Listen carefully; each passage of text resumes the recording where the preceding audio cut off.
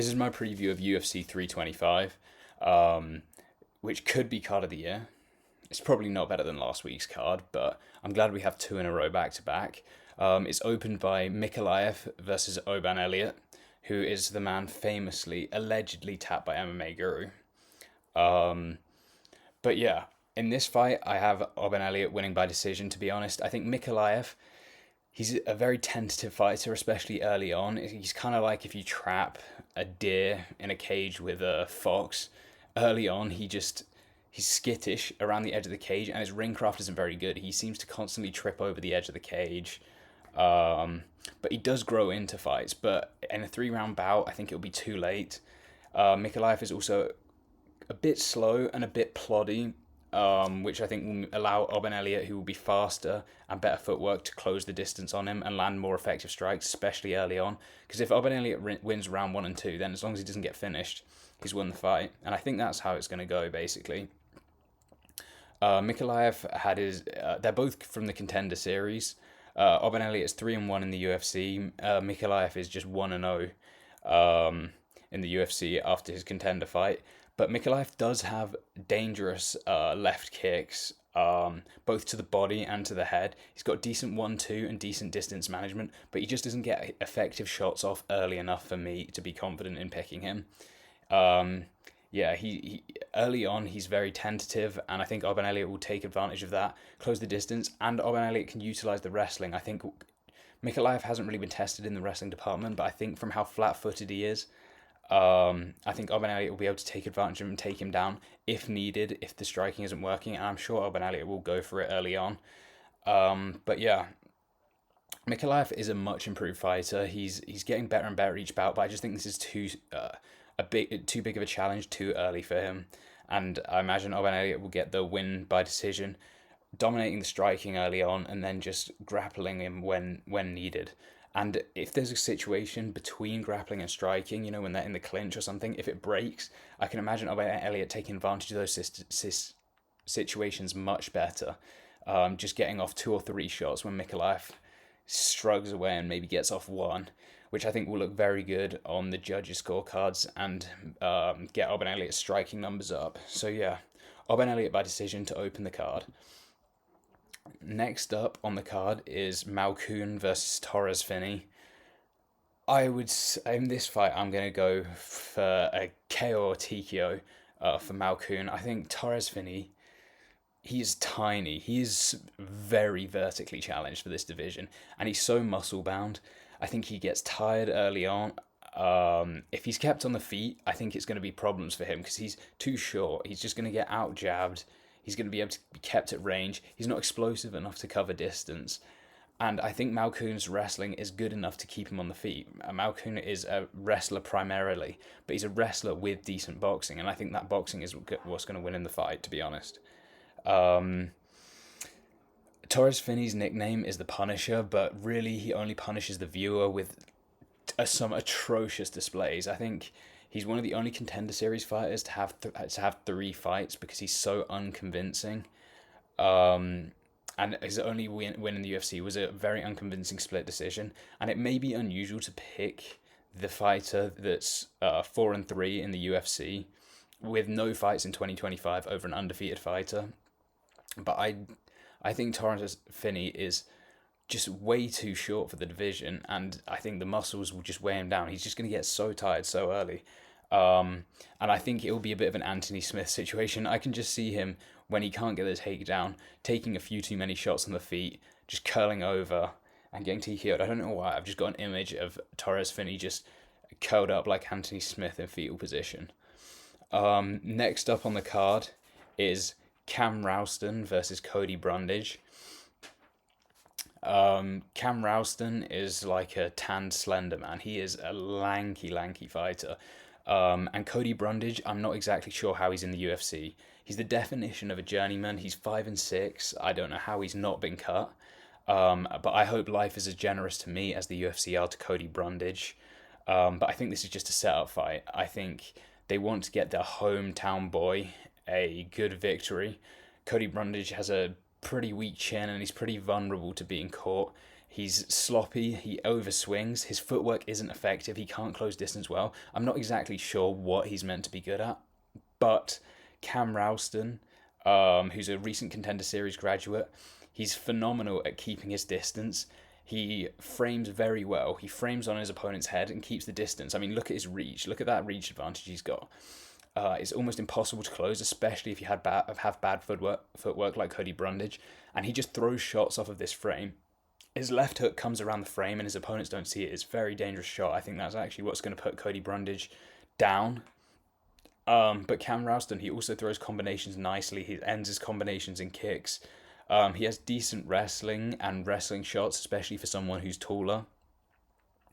But yeah, I think his shots just come from crazy angles because he's so tall, and his distance management is far too good for someone with bad footwork to overcome. So I think TKO Cam Ralston, and that would be one of the choices I'm most confident about in the card. But yeah, UFC is trying to give Cam Ralston a win, because I don't think Cody Brundage would be in the UFC otherwise, to be honest. The next fight on the card is Junior Tafa versus Billy Elikana. Now, Tafa is an exciting fighter. He's got the typical Islander style, the Islander brawler style. He just goes in there, swings, backs his chin over the other person's, but his footwork is pretty lacking. His wrestling is very subpar. He is pretty fast though. He does have pretty fast hands, but I just don't think he'll be able to close the distance on Elikana, because Elikana is a pretty boring safety first fighter. He manages his distance well. He had a bout versus Ibo Aslan, which was a terrible bout to watch. Probably like 3 significant strikes landed the whole fight. It was not a great fight. And since then, he did have win his last fight by rear naked choke, but I think the only way he gets a finish or presses for a finish is if he gets a takedown, because on the feet he's extremely safety first, and I think that's the perfect style for someone like Tafa. He can take him down because his footwork's bad, and Tafa, if they do stay on the feet, Tafa won't be able to close the distance because he'll just be safety first distance management, straight shots, teeps. It'll be a very low activity fight if it stays on the feet, I imagine. But I think he'll probably take him down and TKO him, to be honest. I think Elikana will have better distance management and straight shots. I don't think he'll be chasing a finish, but I think it's fairly likely at some point he will get him down. And Tafa has very little scrambles of resistance to wrestling. His wrestling, he needs to go 2-3 years Dagestan. His wrestling is almost non-existent. So yeah, I'd probably go Elikana by TKO, but I wouldn't be surprised by decision either, to be honest. And then next up on the card is Killan versus Malarkey. Now, Killan would normally be the best pick, and against his previous opponent, Zhu Rong, he would easily be a pick. However, Killan is known for his fighting abilities, specifically against minorities. So now he's facing a fellow Australian. Who knows how he's going to fare? It's going to level the playing field, that's for sure. But yeah, some say he's the new Dober. But yeah, Killan is a Contender Series graduate, 3-0 in the UFC. His last win was a pretty nice head kick. He has great teeps and distance management, although he won't be the taller fighter in this fight, which he has been in the previous fights.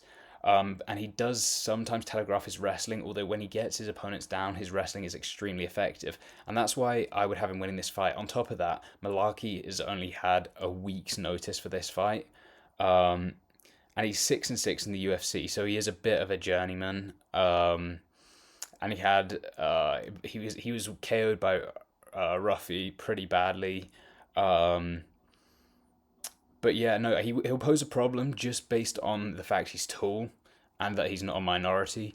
But I think it'll be a pretty convincing decision for Killan. But they do have kind of similar fighting styles. But I just think Malaki is shyer and less willing to throw. So when it really comes down to it, if it's like a close bout and it's like whoever wants it more, I back Quillan to want him more. And he does have more finishing potential for sure. So if it's going to be a finish, it'll be Quillan. He's just the better fighter to take in this opinion. I think it's the safer option. But Australian against Australian in to open up the main card, that will definitely be an exciting bout. It will definitely get the crowd going.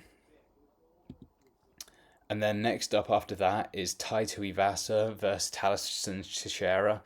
And Tuivasa, this could be it for him.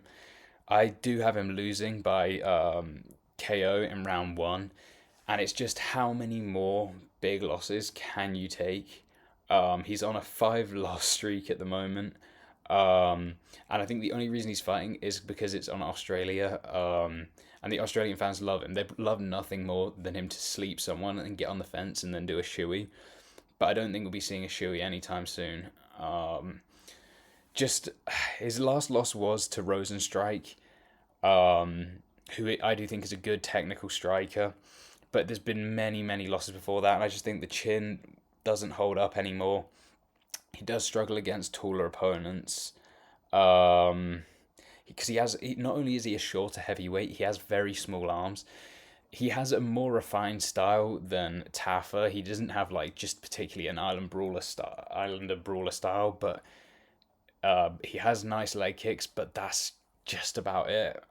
It's nice leg kicks and then fast hands and hooks. But I just don't think he'll have the chance to take it to win this by KO. I don't think he'll be able to. Well, he will be able to close the distance. I mean, Talison Teixeira I don't think he's been out of the first round in 3 years, and he's had a lot of bouts in that time. He is absolutely huge. The size difference will be crazy, which makes me think it could be similar to the Volkov fight, which is a fight that Tai Tuivasa really struggled in.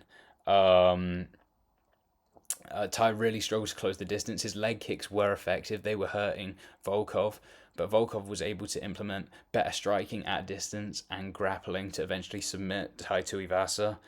Talison Teixeira is 1-1. His last bout was when he was KO'd by Derek Lewis. He's a very kill or be killed fighter, and he's a hard fighter to predict because he has so little time in the cage. You just don't really know what he's capable of. However, he does have a wrestling threat. He has better distance. Surely this doesn't go out of round one, but just because of Tai Tuivasa's loss streak and the fact that I think Teixeira might try and be slightly more careful, because up until he was KO'd by Derek Lewis, he was undefeated. I think he would have been thinking he's invincible. I think he's going to be slightly more careful. I think he's going to look to wrestle and take him down. I think it will just give him the edge, but I still don't see it making it out the first round, because if you get Tai Tuivasa down, he hasn't shown very good resistance to being finished. So, yeah, this is like a parlay destroyer. If you're betting on fights, do not bet on this fight. It's going to be a round one KO or TKO, but it's a 50-50 fight. Who knows? They're probably going to exchange shots. I think Teixeira obviously has the wrestling advantage, but to be honest, in my heart, I don't really know if it goes there. And then next is Fiziev versus Huffy. This is the most interesting fight to me. These are two great strikers, and honestly, I think I'm going to pick Huffy, but I think he needs this because he's older than you think. He's a young up-and-comer, but he's actually 29. He has a great style, but the last bout just showed a massive weakness to the wrestling, a massive hole in his game. But he has moved camp. He's gone from fighting nerds to city kickboxing. He's training with Adesanya, with Volk. I think that will help him get the takedown defense down, which he'll need against Fiziev. Fiziev has shown he wants to use grappling in a lot of his last bouts. Bahamondes against Gagey. Fiziev is a great fighter. He's just too small for the division, in my opinion. I think Huffy is going to look huge next to Fiziev. But I think Fiziev mixes it up well. What Fiziev does really well as well is if you land a shot on Fiziev, he always responds. He always gets 2 or 3 shots off back on you. But I think that's going to be a thing that's hard to implement on Huffy because Huffy is so in and out. He has that McGregor evasiveness, where he gets a shot off and then he's gone. He's out of there. He has very good framing. He has that karate stance. I think Fiziev's going to have to chop on his lead leg to try and slow his movement, stop him being able to move in and out. He's going to have to apply steady pressure, get off his shots. I think it's key whoever wins the first round. I think if Huffy doesn't win the first round, he's really going to struggle because Fiziev does tend to grow into fights. Fiziev's last bout, I highly rate Bahamondes. I think it was a very good striking display, but I think I think it's a lot of hope, but I think Huffy is going to do it. I want to see him go up to the top of the division, and the UFC really needs it.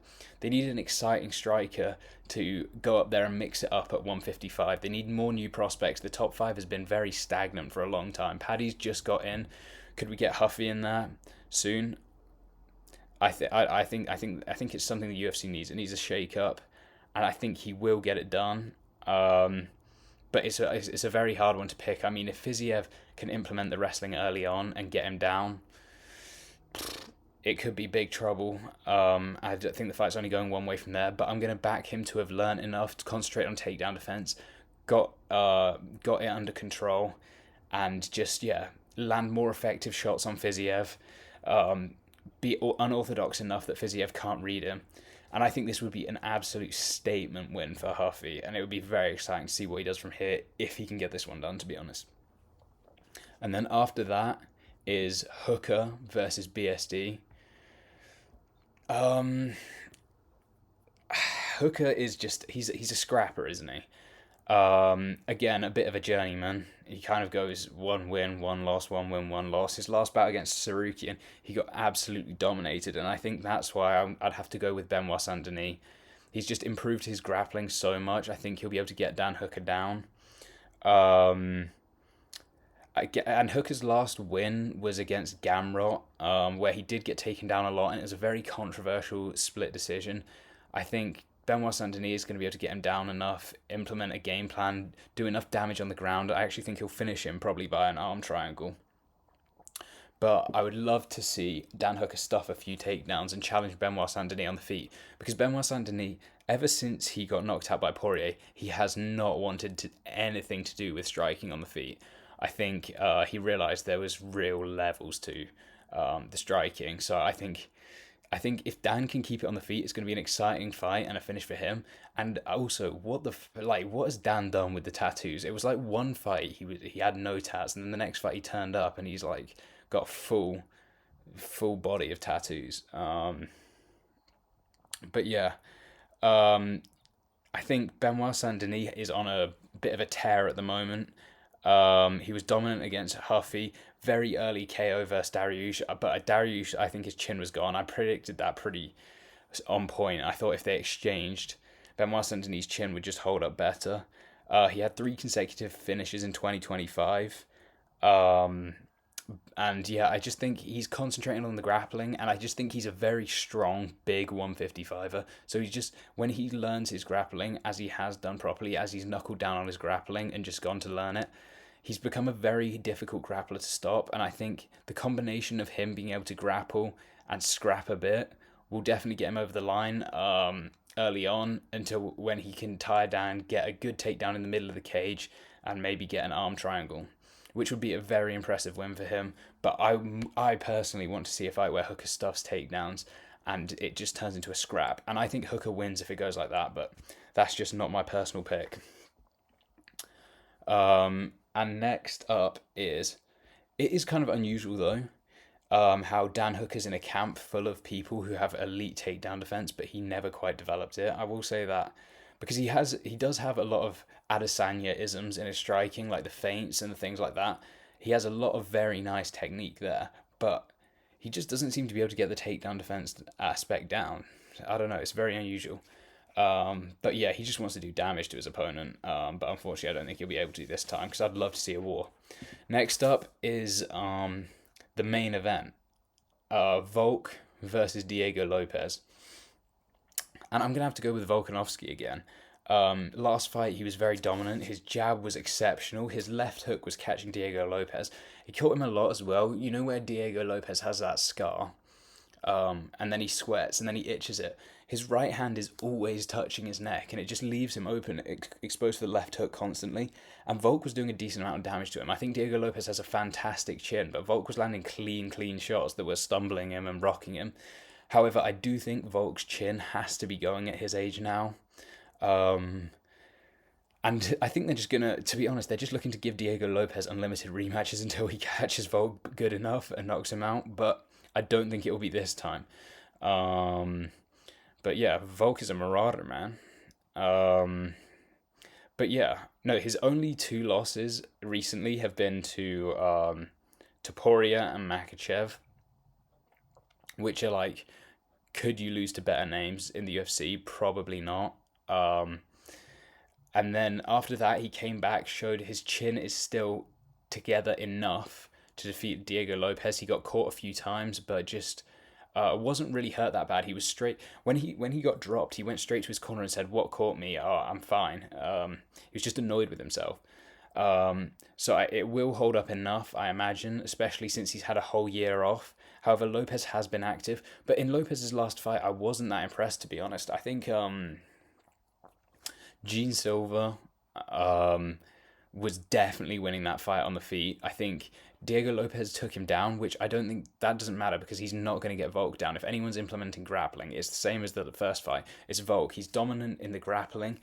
Volk used the grappling a lot in the last bout to relieve pressure. If Diego Lopes was implementing good pressure, Volk would shoot, clinch. Even if he didn't get it down, he'd let him go, throw a few shots, and then they've reset. The pressure's off. He used it as a momentum switcher, and I just think Volk's got the better grappling. So it's Diego Lopes will have to beat him on the feet, and he just doesn't have enough weapons. Volkanovski was showing every weapon, the feints, the calf kicks. He was showing Diego Lopes so many looks, the takedowns, elbows, whereas Diego Lopes seemed to just have the right hand. And when Volk came in, an uppercut left hook. He just has certain combinations drilled in, and he doesn't really throw anything else. There's nothing else to look out for or expect. But his his win against Gene Silva was by a spinning elbow, which was impressive. But he was getting worked on the feet before that. Gene Silva was really landing whatever he wanted to on him, and I think if that fight happens 10 times, I reckon Gene Silva wins it 7 times. I think on the feet, Gene Silva was looking dangerous, and it was a matter of time until he caught Diego Lopes. It's just because he's such a rabid little madman. He just ran into a spinning elbow like a low IQ tard. But yeah, I think Gene Silva's a smarter, more technical. Volk is a smarter, more technical fighter than Gene Silva. So I think he'll be able to implement a game plan just to keep Diego Lopes on the end of the jab again, keep him at distance. I think Lopes is just too young, too raw. He doesn't. Yeah, he does. He needs to develop more weapons. He needs to watch what Volk does and develop a feint game. Throw more shots. Take some power off shots and throw more instead. Because it's not a good look for the judges when you just swing big 10 times in a round and land 2 of them. You're not compared to Volk landing 30 shots where 3 were solid.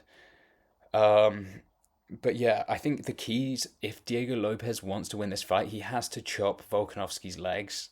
He was successful with the calf kick early on. He has to stop Volkanovski's movement because I don't think there's anyone with better movement in the UFC than Volk. Volk is the man when it comes to footwork, angles, and setting shots up.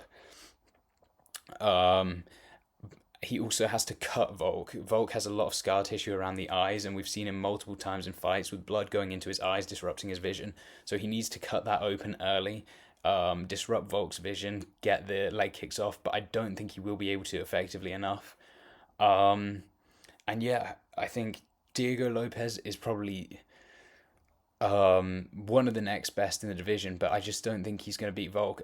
And the UFC are just, if they really want him to beat Volk, they're going to have to give him about 5 or 6 more rematches. But yeah, Volk's timing was phenomenal, and he was just too good. There was just a golfing class in the last fight, and I don't think Diego Lopes will have closed it. And we saw in the Gene Silva bout, he didn't look that much technically better. He's had the same things as always: the power, the chin, but the fight IQ, the timing, the feints. There wasn't development in his game, which I would have needed to see to be able to pick him in this fight. So yeah, Volk by decision. I think he'll just freeze up Diego Lopes with feints, not allow him to even really get started. Volk, of course, he'll get caught once or twice, maybe dropped, but I think he'll be able to use his fight IQ, his takedowns to just clinch up when he's hurt. And yeah, Lopes doesn't set up his KO shots well like Topuria does. I think in order to KO Volk, you need a lot of feints, a lot of danger, a lot of weapons, and you need to set up the shots very well. He's not very smart at setting up these shots. So yeah, he could catch him potentially, but that would not be my pick. I'd definitely be looking at Volkanovski by decision confidently. And that's the way I hope it goes as well. I don't know if you could tell, but I'm a pretty big fan of Volkanovski. But yeah, that's my preview for UFC 325. Two good cards in 2 weeks. When was the last time we had that? But yeah, that's about that. Thank you.